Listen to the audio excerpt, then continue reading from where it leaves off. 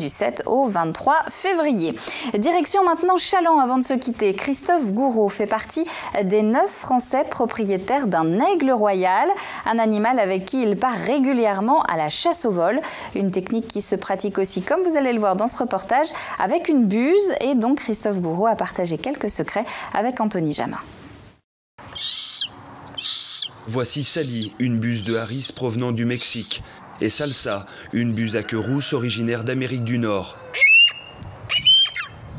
Et puis il y a Taïga, l'aigle royal venu d'Autriche et sa stature imposante.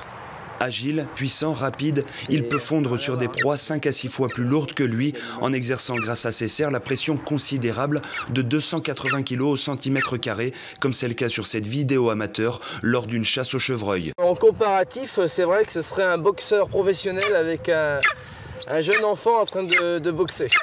Donc effectivement, ce qui fait la différence, c'est le mental. Avec ses rapaces, Christophe pratique la chasse au vol depuis près de 6 ans.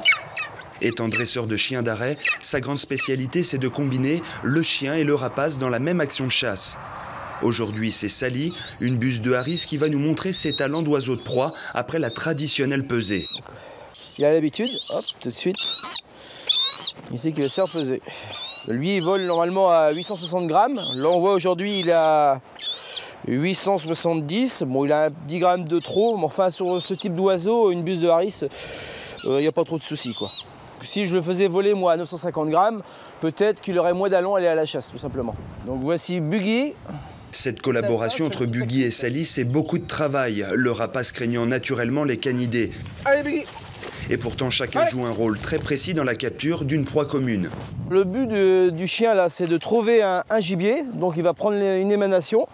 Quand il prendra une émanation, il va s'arrêter, il va se mettre en état cataleptique. Et là, moi, je lancerai l'oiseau. Buggy, le setteur anglais, semble avoir flairé une proie potentielle. Cool. Cool.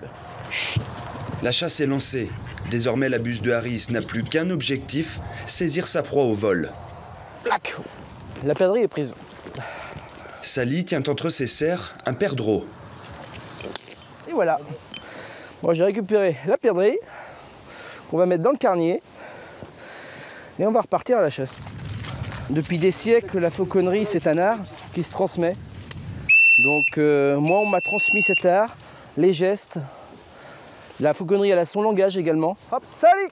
Depuis fin 2013, cet art de chasse ancestrale est d'ailleurs inscrit au patrimoine immatériel de l'UNESCO.